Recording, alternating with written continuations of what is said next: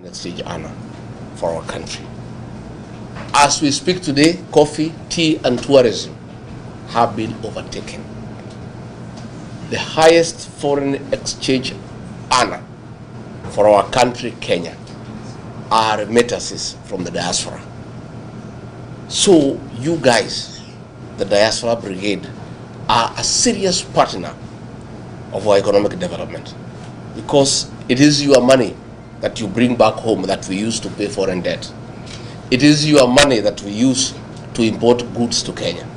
It is your money that we use to run our foreign missions. Without the Diaspora Brigade, our economy is stuck.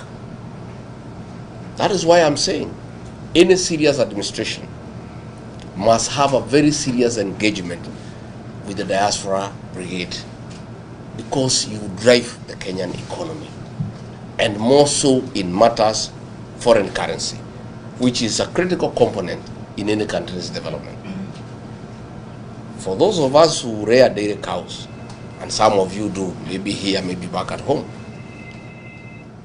the dairy cow needs to produce milk every day, and more milk and more milk. For that to happen, you must take care of it. You must make sure that the cow is happy. You feed it with hay, you feed it with lucerne, you stay and make sure that the cow is happy.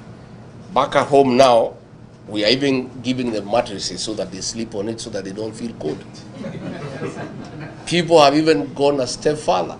They are playing country music for cows, Don Williams and Ken Rogers, for them to produce milk.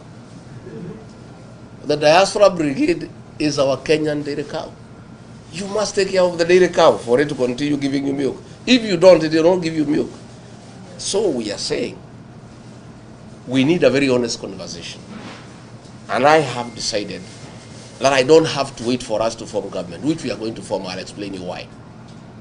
I want to start this conversation early, so that by the time we form government in 2 years' time, we already have a framework for that engagement.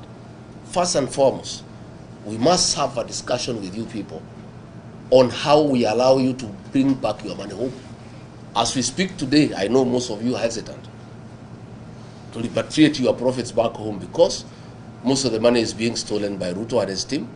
Most money is being mismanaged. There is too much bribery when you try to get building plans approved. You are not very keen. We want to say, how do we get this money from across the world to come back and build our economy? First and foremost, we must discuss the issue of double taxation. How do you ask people who are paid taxes in the United States to bring money home, then you tax it again? It can't work. Nobody will bring the money, they'll keep it here. So that is something we are going to have a conversation where we agree that it is not fair, it is not right to have double taxation. That once you have paid taxes in your country where you do business, that money, when you send it home, should not be taxed again. And that will encourage you people to invest back home. Again, we want to discuss with you on the possibilities of establishing a diaspora bond where money can be put together for investment, and we can discuss an interest rate that is attractive, probably much higher than what is available in your country where you are doing business. That is a conversation that we want to have with the diaspora people. When you look at things like the affordable housing that William Ruto is trying to do in Kenya, it is not the business of government to build houses anywhere in the world. The business of government is to provide roads, water, electricity, sewage, telephone, and a good environment in terms of security, and a good environment for people to invest. This affordable housing is something you guys can do with the right framework, with provision of infrastructure, a good title deed that is respected, roads, sewage, electricity. You guys can invest back home to build houses for selling, to build houses for rental. Again, that is a conversation we can have with the diaspora people. So I've come here to tell you, good people, that we have got a good plan. I've heard William Ruto saying that we have no plan. Our plan is only one term and Ruto must go. It is true, that is our plan for now. because it is not possible to do anything else unless he is out of office. So in business, you must have priorities. There are certain things you must do for you to go to the next stage. For us to end corruption, for us to improve our healthcare, for us to rectify our education system, for us to create the right business environment, we must exit William Ruto. So that is why we have that one-term movement. Once we are sure that he is out, then we have other programs on how we restore our economy. How do we restore our economy? How do we restore public confidence among investors? How do we attract direct foreign investment in Kenya? And why should we go to look for foreigners to invest back home when Kenyans living abroad have sufficient resources? They would like to invest back home. It is only that the packages that are there are not attractive and the environment is not conducive.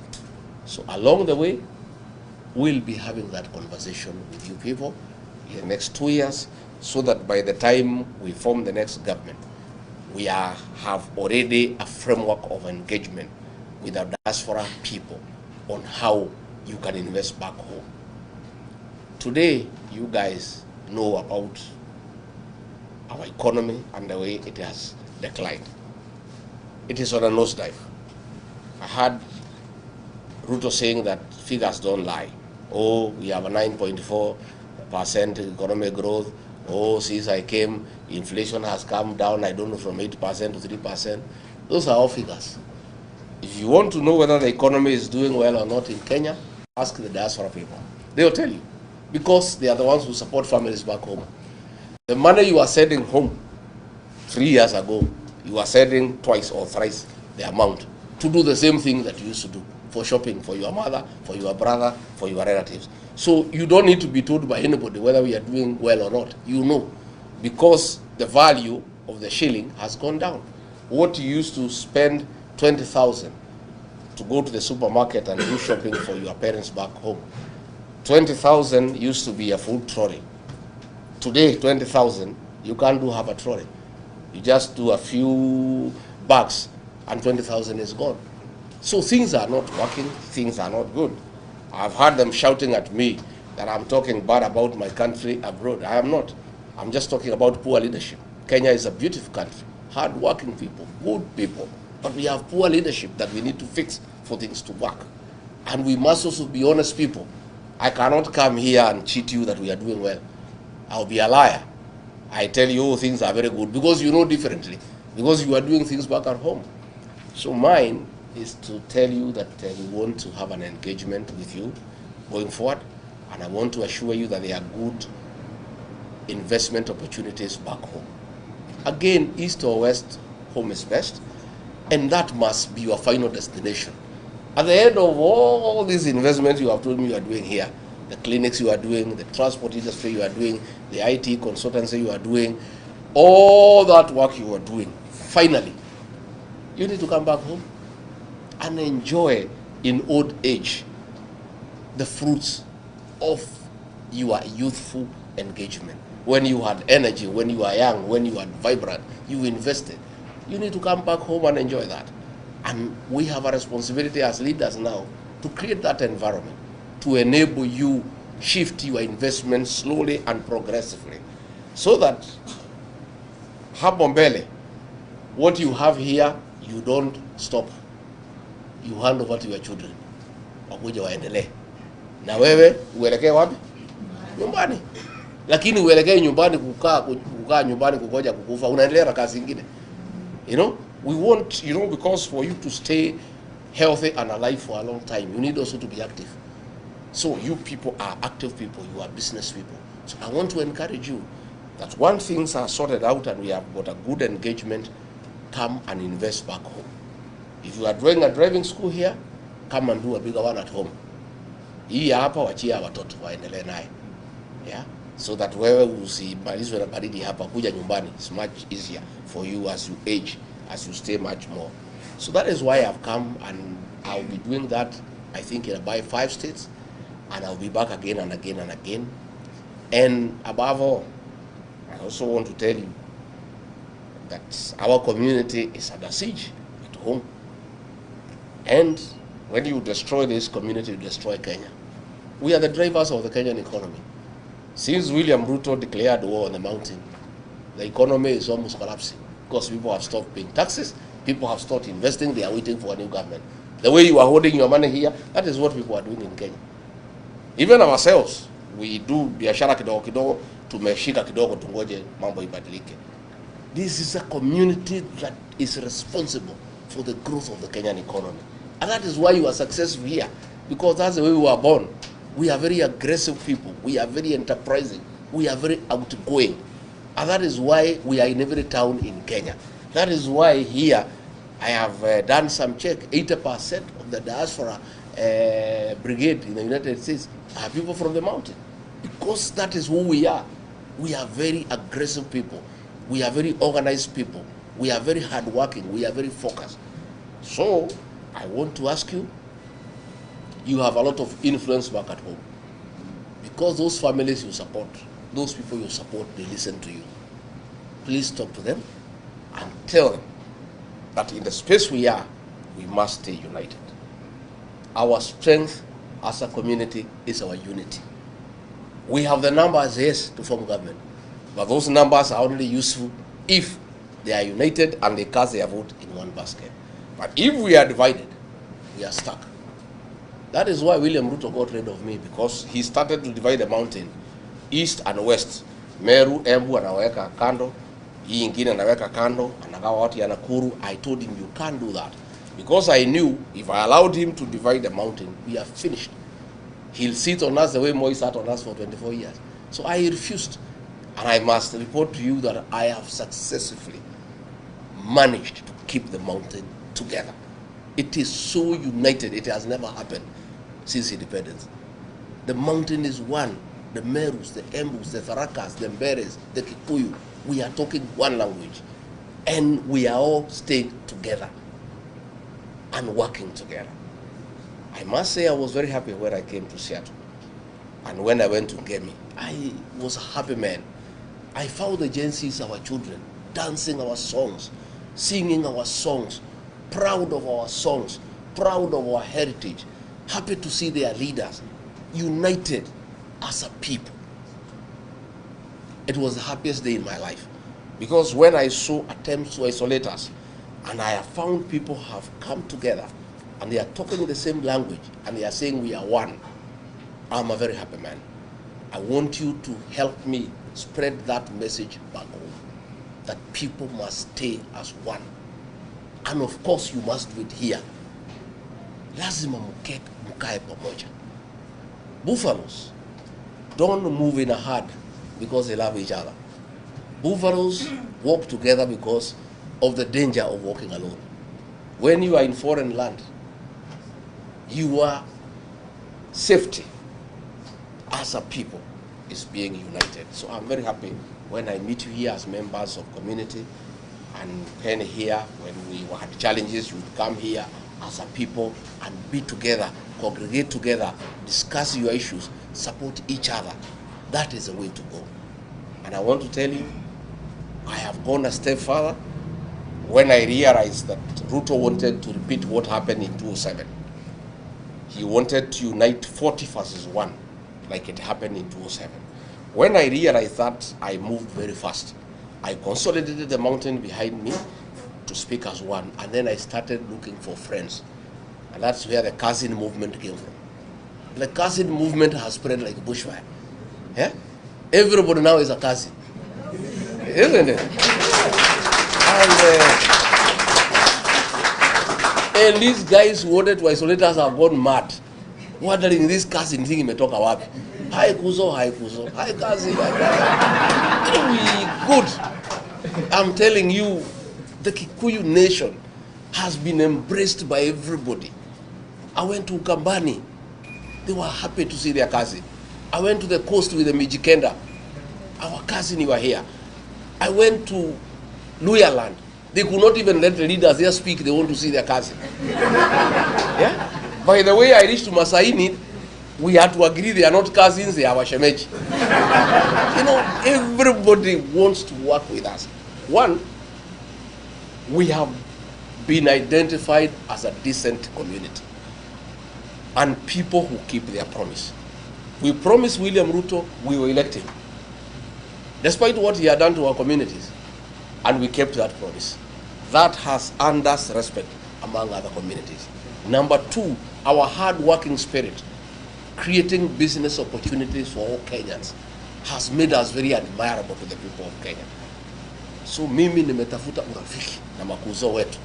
Tafadhali msiharibu hiyo uhusiano. Hata nyinyi hapa tafuteni cousins wetu mkae pamoja. Let us stay together as a Kenyan people. You have seen since I came here, they are all in panic. I had Musalia accusing me that I have exported tribalism to America because I'm simply talking to my people. One, whom do they want me to talk to? Si yeye akuja ongea na watu yao. Let the pilipili usiois ila inakuasha nini? You know, if I come to Ngemi and we are dancing with our children, you know, traditionally, as a leader of the community, all the women who are of marriage age are my wives. So if I come, I dance with my wives. Shida yako ni nini? Ni nini inakusumbua? Wewe kwenda tafuta bibi yako ucheze na yeye.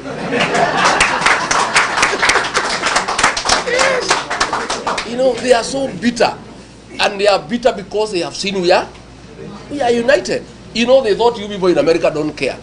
Ati mumeenda huko, mumepotelea huko wazungu, you don't care about your tradition, you don't care about your culture, you have forgotten who you are. Then, when they saw Ngemi, young girls and boys dancing with Musaimo, with Samido, our songs of 1960s. Watoto haku wamezaliwa ndio wanacheza nyimbo ya 1960s na ya 1970s.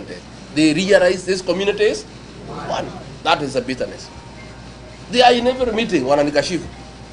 Yet the whole of today and yesterday, Musalia pande hiyo, Wetangula pande hiyo, wengine pande hiyo, and of course wasaliti wetu wakina Ichung'wa na Kionjuri, wale wanatumiwa na Ruto kumaliza jamii yetu.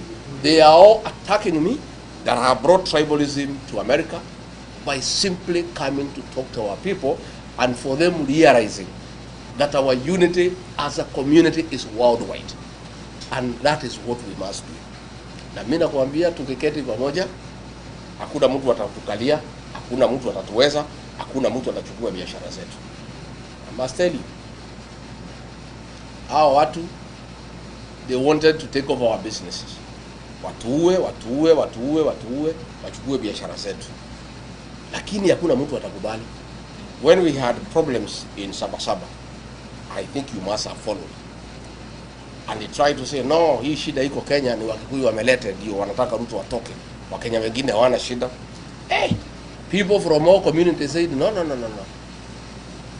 If anybody who wants Ruto out is a Kikuyu, I'm also.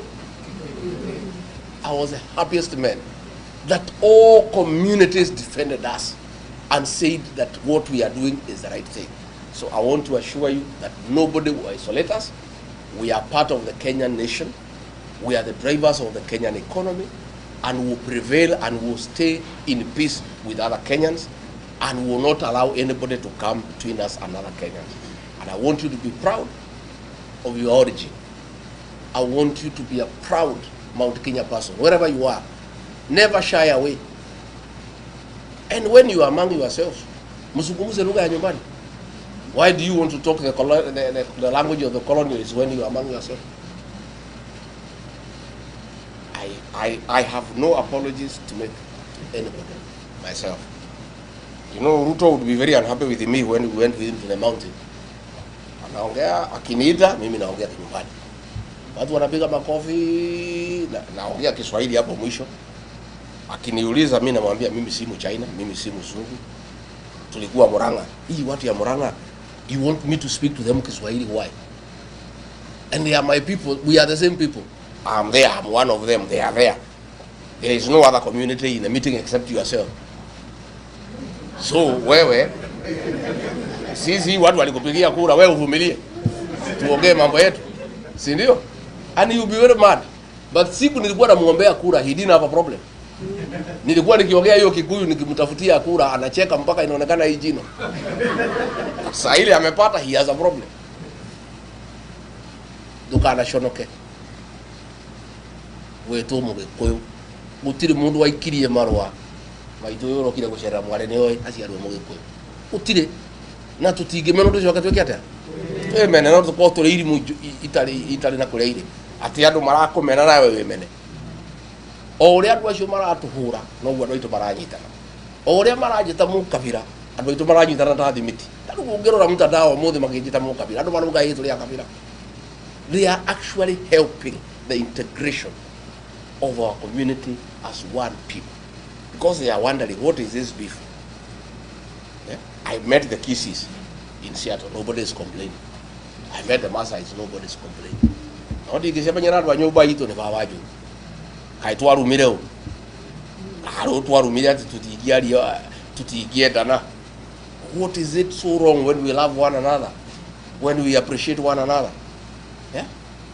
Ona mathondeke ngemi cia kwao macitoro magucika na gikonyo ngemi mutigana ikujita ona mwaka ucio ngi no cio ngemi no ikubia ndicaragia goka.